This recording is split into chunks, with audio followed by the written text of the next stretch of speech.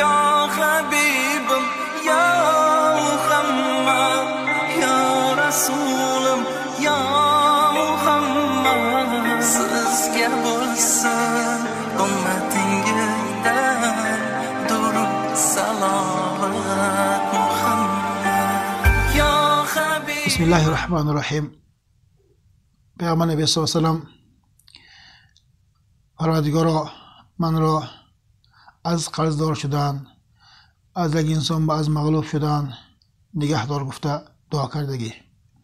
demak مومن آدم از قرضدار شدن خود را باید احتیاط کند.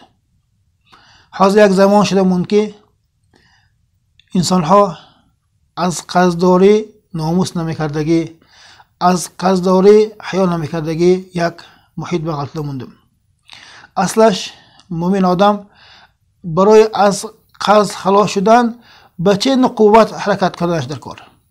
حتی که پیامبر نبی صلی الله علیه و سلم یک جنازه حاضر شدن، همون جنازه میت قرضش بدنش عیان شد، پیامبر خود جنازه نخواندن. demak و انسان با حتی اینکه جنازه خواندگی هم برای انسان منفعت نمیدهد. یک مومن آدمی که قلبش از همین خیل علت، از همین خیل از گردنش از قرض خلاص شدن خواهد، باید و انسان برای همین حرکت کند. برای زندگی نفقه کردن فرض است. نفقه برای همون هر روزه اشکمش به تلش کسب کند. اول زیاده که و انسان کسب کرد باید و انسان برای قرضش دهد.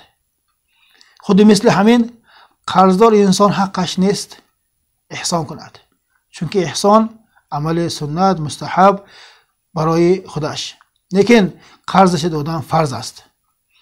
با گردن قرض گرفته دختر برآورده، قرض گرفته کیلن گرفته، قرض گرفته فرزند رو توی سنت کردن، این اسلام بیرون است.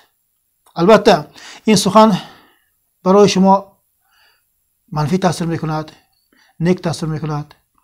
این برای شما، این فکر شما برای خودتان.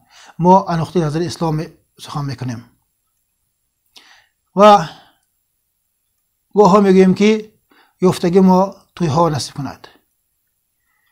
این دعا، این شعار نیک نه. باید کسب کردگی ما برای حیات خدا ما نصیب کند. برای فرزندها ما تعلیم و تربیهش نصیب کند. همین به حرکت کردن در کار. ما مبلغی که کسب میکنیم برای صاحبش باید صرف نکرده، فرزند به تعلیم تربیه آداب کسب نداده و فرزند آیندهش بنگی حیاتش به ذخیره کرده، این دخترم شواتی هم جیز میکنم، کیلنگرم خیل میکنم گفته با اشیلات بیرون کار با ما تصرف میکنیم. چون که دو بلاغت برستگی انسان با نکاح کردن موندن، همون نکاح همویا با دو همسایه اعلان کردن که وظیفه ما شد. حاضر مقصدگی تنتنه ها، حاضر مقصدگی فعل اطوار عادت همویا از روی شریعت نگویم. این مطلق بدعت و خرافات به داخلنگی چیز است. عوض این با صرف کردگی مبلغ را من به جای نیک صرف کردن گفته ادعا نکنیم.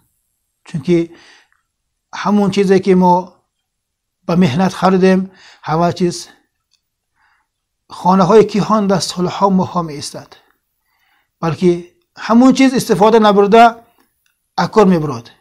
این چیز انده خیر گفته نمیتونیم ما. این چیز انده خیر نیست. باید برادرها کسب ما را، حیات ما را از نقطه نظر عبادت هدایت اسلام گذراندن به از پروردگار توفیق پرسیم. السلام علیکم و رحمت الله. یا حبیبم یا محمد